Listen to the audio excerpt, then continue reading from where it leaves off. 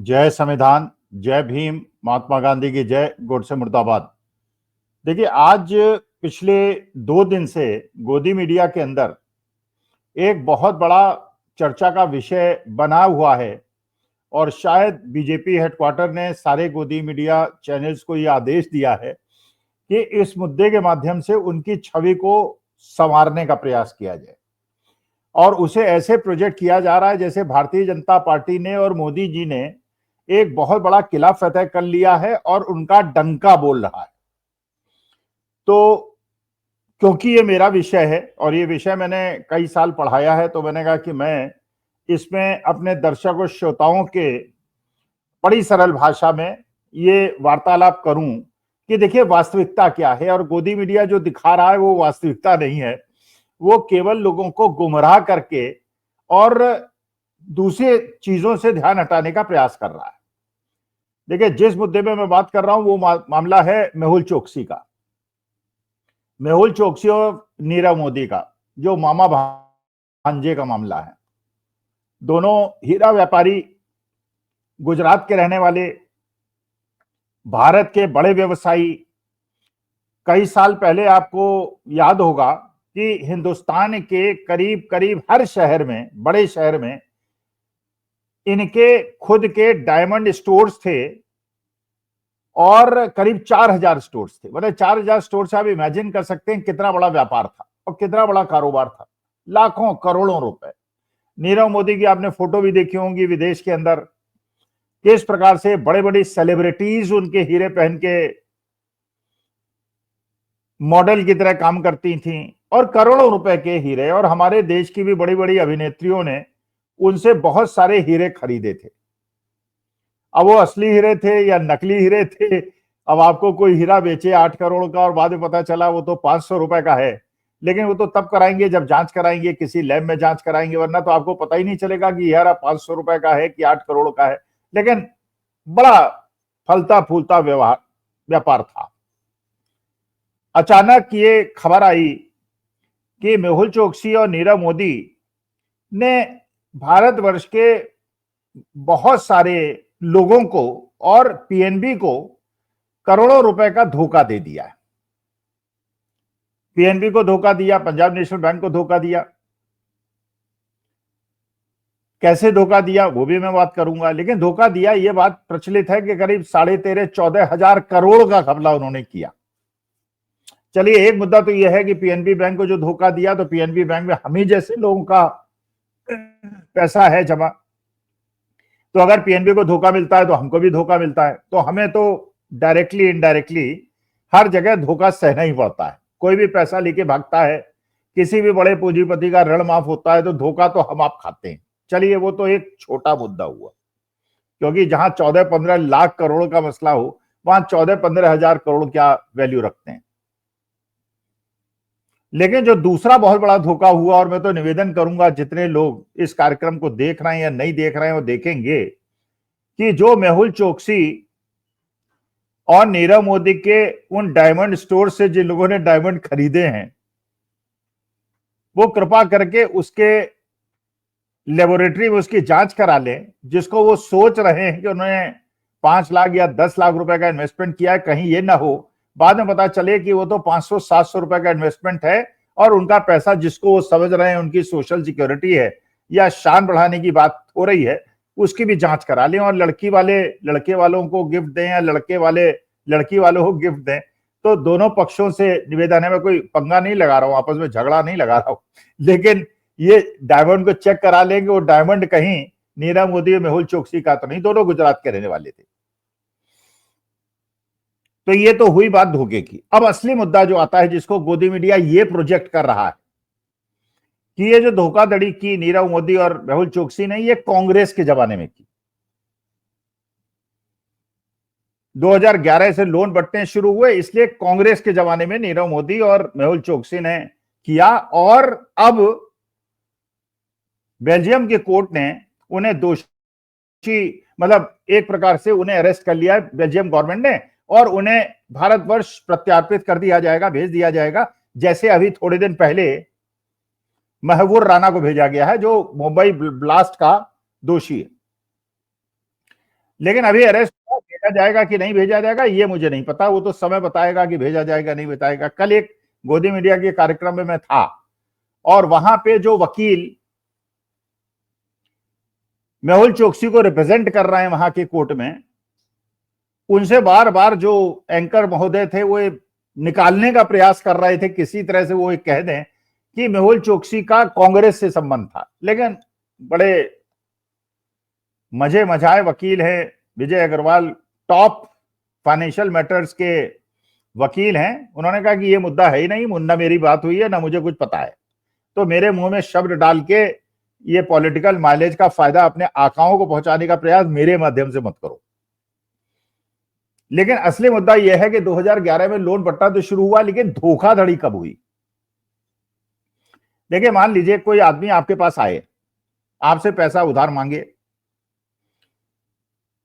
और अपनी ऐसी विश्वसनीयता दिखाए, अपने एसेट्स दिखाए और सारी चीजें दिखाए और आपसे कहे कि मुझे 1 लाख रुपए का लोन दे दो।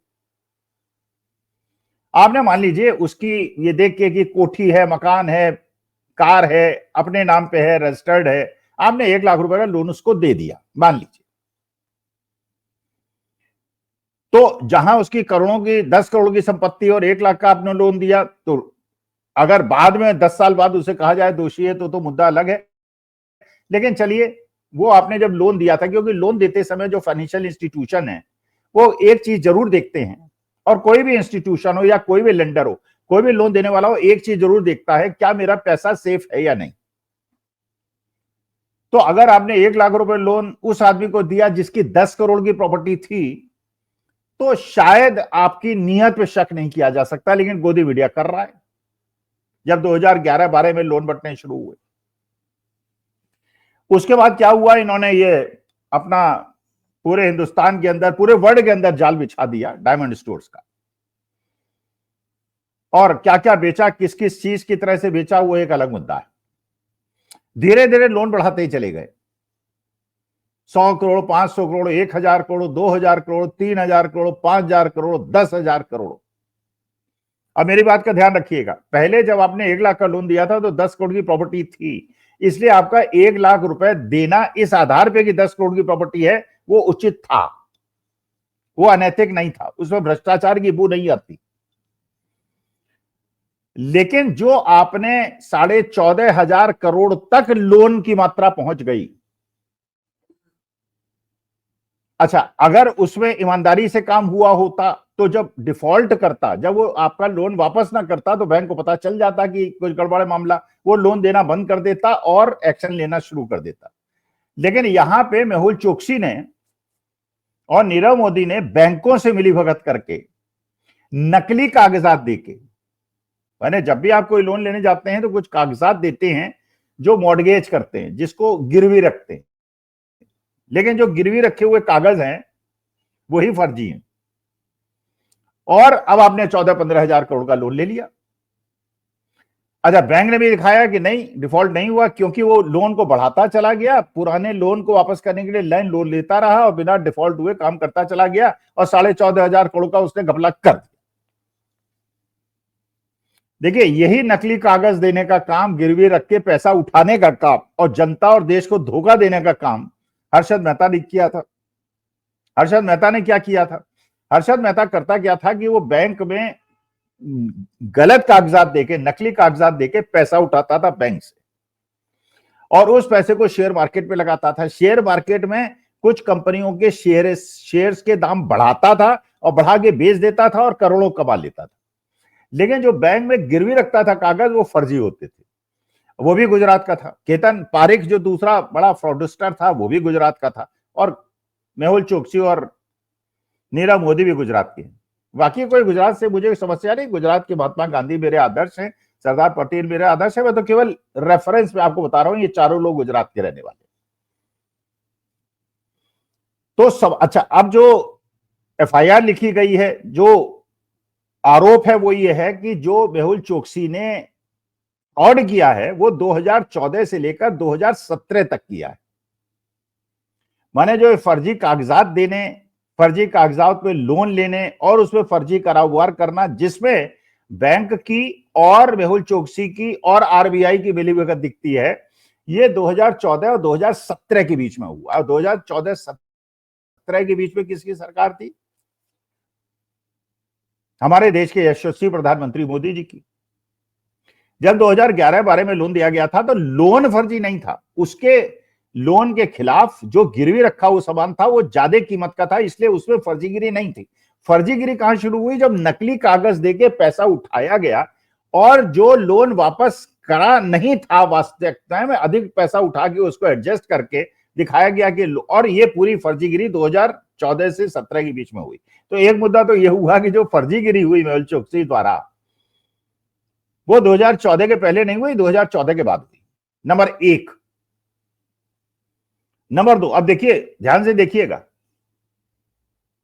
2014-17 में फ्रॉड हुआ।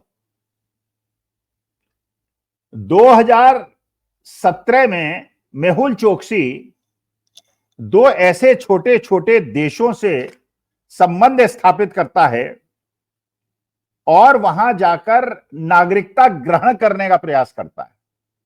बहुत छोटे छोटे देश। इसका माने 2017 में देश को छोड़ के भागने का उसका प्लान बन चुका था और भारत सरकार को कुछ नहीं पता चलता। मेहुल चोकसी की पत्नी बेल्जियम की नागरिक हैं। इसका मतलब यह है कि मेहुल चोकसी को पता था कि वो फ्रॉड करा है और उसे परेशानी होने वाली है, और उसे किसी ने बताया कि अब आप पकड़े जाने वाले हैं तो भाग लीजिए, और इसके लिए उसने अफ्रीका के छोटे छोटे देश, बारबुडा और निकारागुआ, इस टाइप के देशों में जाके नागरिकता ग्रहण करने की कोशिश की। और आप उसके बाद पता है छोटे द्वीपों से, छोटे देशों से उसने नागरिकता ली, बाद में उसको निरस्त कर दिया गया। लेकिन सब कुछ ये हो रहा है 2014 के बाद। सरकार किसकी है आप ध्यान रखिएगा। बाद में उसको, उसकी पत्नी जो बेल्जियम की नागरिक है, वहां पे वो गिरफ्तार होता है। अब ये उड़ाया जा रहा है कि साहब जो उसने 35,000, जो 15,000 करोड़ का लोन का पेमेंट करना है, उसके अगेंस्ट उसकी 35,000 या कितने की प्रॉपर्टीज हैं तो बैंक ही बताएगा, इतने करोड़ की प्रॉपर्टीज हैं, और इसलिए हमारा पैसा सेफ है, हमें कोई परेशानी, हम तो पैसा वसूल लेंगे। और आप लोगों को गुमराह किया जाता है। ये देखिए, हमने इतने 1,000 करोड़ की प्रॉपर्टी को पकड़ लिया, उसे सीज कर लिया, उसे अपने कब्जे में ले लिया, इसलिए कोई बेईमानी नहीं हुई, धोखा दिया जाता है। जैसे पहले भी मैंने आपको बताया, अगर आपको 13,500 करोड़ रुपए लेने हैं और उस 13,500 करोड़ के खिलाफ अगर आप 15,000 करोड़ के माल को पकड़ भी लेते हैं, और वो 15,000 करोड़ का माल आप कैसे मान रहे हैं, जो कि आपको मेहुल चोकसी ने बताया ये हीरो की कीमत ही है, और वो हीरो की कीमत जो उसने बताई है, जो कागज पे है, वो देख रहे हैं, जबकि कागज फर्जी है और वास्तविकता में उसकी कीमत 10 करोड़ भी नहीं है। तो जब आप 13,500 करोड़ की वसूली उनको बेचने के लिए निकलेंगे तो आपको केवल 1,000 करोड़ मिलेगा और बाकी बैंकों का पैसा डूब जाएगा और बैंकों के साथ धोखा हो जाएगा। तो ये चीजें बड़ी स्पष्टता से, क्योंकि मैं गोदी मीडिया के उस कार्यक्रम में था और मैंने, और जो वकील साहब थे जो मेहुल चोकसी के वकील हैं, उन्होंने बड़े स्पष्ट रूप से जो चीजों को बताया, उसके हिसाब से अगर मेहुल चोकसी भारतवर्ष वापस आ जाए और उसके बाद उसको दंड मिल जाए, तब कुछ संतोष आप प्राप्त कीजिएगा। क्योंकि जो अपुष्ट खबरें मिल रही हैं, अपुष्ट सूत्रों द्वारा, जो क्या नाम है उसका, राणा, महबूर राणा या क्या नाम है, जो मुंबई ब्लास्ट का आरोपी है, उसको भारत ले आया गया है और वो कड़ी सुरक्षा के बीच में है, उसको कस्टडी में भेज दिया गया है। लेकिन जो खबरें मिल रही हैं वो ये है, उसको बिरयानी खिलाई जा रही है। माने बाकी जो कैदी हैं वो तो रोटी और दाल खाते हैं, और ये जो महबूर राणा है, वो राणा जो है ये बिरयानी खा रहा है। तो ये स्पेशल ट्रीटमेंट क्यों? जैसे पहले कहा जाता था कि साहब जो कसाब है उसको बिरयानी खिला रही है कांग्रेस की सरकार। चलिए, उन्होंने खिलाया कि नहीं खिलाया मुझे नहीं पता, लेकिन 4 साल के बाद वो फांसी पे चढ़ गया। लेकिन इस मुनव्वर राणा को आप बिरयानी क्यों खिला रहे हैं और इसको फांसी पे क्यों नहीं चढ़ाते? तो जब मैंने एक कार्यक्रम में पूछा कि भाई आ गया, 2 दिन हो गया, इसको मुनव्वर राना को, इसको आपने फांसी में अभी तक क्यों नहीं चढ़ाया? आप इसको फांसी में क्यों नहीं चढ़ाते? तो कहते हैं नहीं, फांसी पे तो अभी नहीं चढ़ा सकते, ये तो जुडिशियल प्रोसेस है। अरे मैंने कहा यार, जुडिशियल प्रोसेस है और इसमें टाइम लगेगा, तो तुम तो कार्यक्रम के अंदर तुम उसको अभी से आपने दोषी सिद्ध कर दिया। और जैसे आपने सुरेंद्र सिंह राजपूत के केस में पता नहीं किस किस को दोषी सिद्ध कर दिया था, और अब लगे हुए उद्धव ठाकरे के बेटे आदित्य ठाकरे को दोषी स्थापित करने में। अरे भैया, तो कोर्ट में डिसाइड होने, तो तुम लोग यहाँ कहाँ है बवाल मचाए हुए, ये दोषी है वो दोषी है, और बाद में 2-4 साल के बाद जैसे सुशांत सिंह राजपूत के मामले में सिद्ध हुआ कि कोई नहीं था, एक सुसाइड का मामला था जिसे गोदी मीडिया ने उड़ा दिया और पूरा बवाल मचा दिया और हिंदुस्तान के अंदर पूरा खेल कर दिया और रिया चक्रवर्ती के जीवन को बर्बाद कर दिया।